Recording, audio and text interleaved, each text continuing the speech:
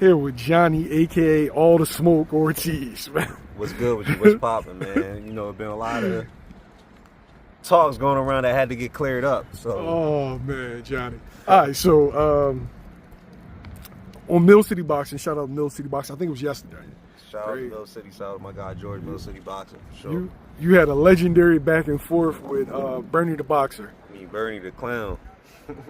That's what you mean, Bernie the Clown. Now, what happened with that situation? I'll tell you everything just happened for a reason. So, right, like, it's just this whole narrative, this false information that's been going around. You know, fans is going to be fans, so they're going to run with a narrative with the whole Black Prime and the whole WBO ranking. So, it's everything. I was like, all right, this narrative, fans is going to run. They don't. You could tell a Crawford fan, a Bud fan, that they're going to be like, oh, you could tell them the truth. You can even show them proof. They're going to believe what they want to believe. But the day before, I was watching my guy, Andre Ward, good dude, this today. He brought up the whole Crawford thing. They was talking about the Crawford and Boots. And, you know, he was saying like, right now, you know, the situation got to be a big fight and this and that. I know they both want each other. But he brought up out of nowhere, like, he also heard about the that they had a chance to fight that Bud offered for the Black Prime, and that's the whole narrative that's false. That I was just like, all right. So now it's really going around that people really believe in this bullshit. So,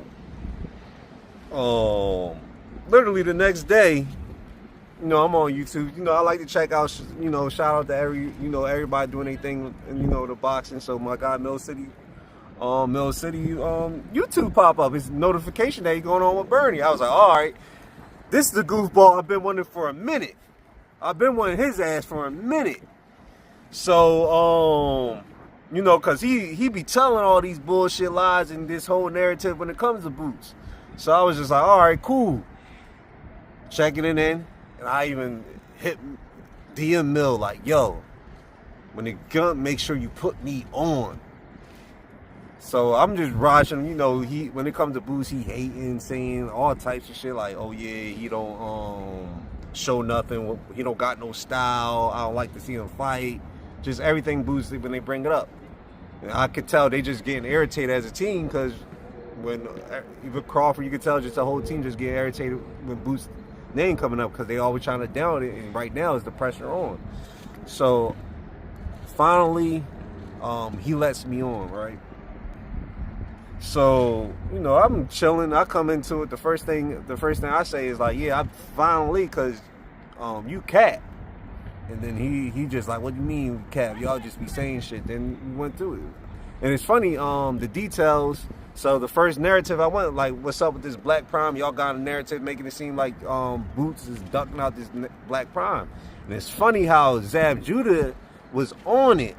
And Zab Judah's the president, I believe, right? Yeah, Zab Judah's now the president of Black Prime. Yeah, shout out to Zab. So Zab came on, and it's like everything came together. Zab came on and told the truth of what happened. He was like, I'm the one that put the situation together. And he was like, it wasn't no paperwork, it was just talks. And that's exactly what it was talks. That's what I've been trying to say. We've been trying to say it was talks. But you know, they try to make it a narrative like Boots duck, like it was a real offer. Now, when Zab talked about it, did he say that? What did he say? What happened with the negotiations? Who said yes? Who said no? Etc. Yeah, he said on both sides. He was like on both sides. He's like put it together. He was like when he called Bozy was like, yeah, we wanted, you know, just put it together. And he was like, it was talks, but he was like, yeah, make sure. And then he broke down the timeline of how he was involved. He was like the Avanesian fight. And then afterwards, he was just like, afterwards when they, you know, try to make the, like, they... Making the fight with Crawford? When they try to, you know, entertain it and call, he was just like, wasn't no ducking. Both teams was interested, but at the time, it was, you know, Crawford was already negotiating with Spence. Okay. Some people really feel like, you know, Boots has had these opportunities, and they'll reference the WBO route or they'll reference Black Prime.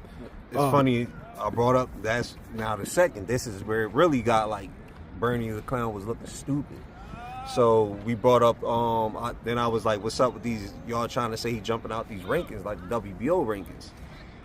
He was like, oh, I never said that. But he should have stood at the WBO route. Then I was like, let's go to timetable. I was like, Virgil Ortiz was number 1 in the WBO, right? He was like, yeah. I was like, Boots in all them rankings besides the IBF was either 2 or 3. He was like, yeah, he was Virgil Ortiz and Danny Garcia was number 1 and 2 at the time. That's what he said. So I was like, now let's go. So I was like, so he went to IBF. He pushed the number 1 in IBF, and the IBF gave him an interim title. He was like, so I was like, when it's an interim title, you get off of every other ranking because it's an interim title. He's acting confused. Like, I don't know about interim titles, but I know about real titles, this and that. So I was like, what should have happened was he got caught up in the Spence and Bud shit. And that politics that basically exit him out. Crawford decides to fight David Avanesian. He petitions to fight Spence. They order the interim championship bout with him and Kareem Shikazan. Yeah, exactly. And then later on, even getting caught up, I was like, technically, how IBF rules is IBF should have been quote unquote stripped Spence. Yeah. But I was like, they got caught up into that fight that Boots got kind of left out on a different plane. So, I was like, what should have happened was Spence should have fought Crawford for his title. They should have stripped Spence and gave it to Boots and had Crawford unify against Boots. And then he was like, yeah, but he should have been selfish with the WBO. And I was like, I'm confused what he's talking about. Then I was like, all right, if he would have stood in the WBO rankings, would he have been a mandatory? He tried to say, yeah, but by rule, he wasn't. He wouldn't. Then he was like, oh, Santillan was number 1. Yeah, he's number 1, but he's not mandatory. So Bud don't got to fight him. Once y'all did that undisputed fight, undisputed or going on WBO rules, you got to wait another 18 months till you mandatory to fight your mandatory. A lot of people don't know that the WBO counts unification bouts as a mandatory defense. So I was like, by rule, y'all would have been doing the same shit by saying, without him no title, he would have been having to wait and Bud don't got to fight him. Y'all would have been saying the same shit. Oh yeah, high risk, low reward. Oh yeah, it only favors me. No, now he got a title. Y'all still saying the same shit. So what y'all doing? It's all the excuses. I mean, essentially, it was 18 months after Sean Porter fight. That's when his mandatory was due. But it kind of came around the same time as he's going into the unification with Earl Spence. And rightfully so, because that was a huge fight. But then, being that the WBO counts that as a mandatory defense, that's why you saw Alexis Roca, when Alexis Roca got ordered to face Bud, nothing ever happened with it because he's going forward with the unification with Spence. So anybody that was in the WBO rankings has literally waited or literally going to wait over 30 months for a title shot. Yeah, they've been froze out because of that situation. The whole division was froze out, to be honest with you, because of that fight. Yeah, anybody that was looking to be the mandatory has been frozen out. So he looked all stupid, and then I'm chilling. I'm the type of person, like, if somebody I didn't take it. Ain't like he really threatened me, but he was just like yelling and shit, this and that, like yelling like a white boy on tantrum and all that shit, bringing rare energy. Ain't like he was in my face or nothing. I was just laughing at him like he an animated clown. But at the end of the day, it is what it is. Like, my whole point is, like, shit comes out. When you keep on putting out bullshit, the real shit gonna come out, and the real shit came out. Like, y'all trying to make it seem like Boots ain't trying to fight y'all. That's a damn lie. And at the end of the day, I'm not saying Bud is scared of Boots, because I don't think he's scared of no man, but he's on a business where he ain't really trying to fight Boots. He trying to find any situation not to fight him. That's how I look at it. And then another thing I keep on saying is, people like, oh yeah, ain't a big fight, but Boots is right now a top 3 fight for him, and right now the pressure's on because everybody's keep on saying it. He was, like, for example, Bernie was mad during that whole live. He was mad because everybody keep on pressuring Boots. Then he talking shit, saying crazy shit like, AB better than Boots. I'll go buy it.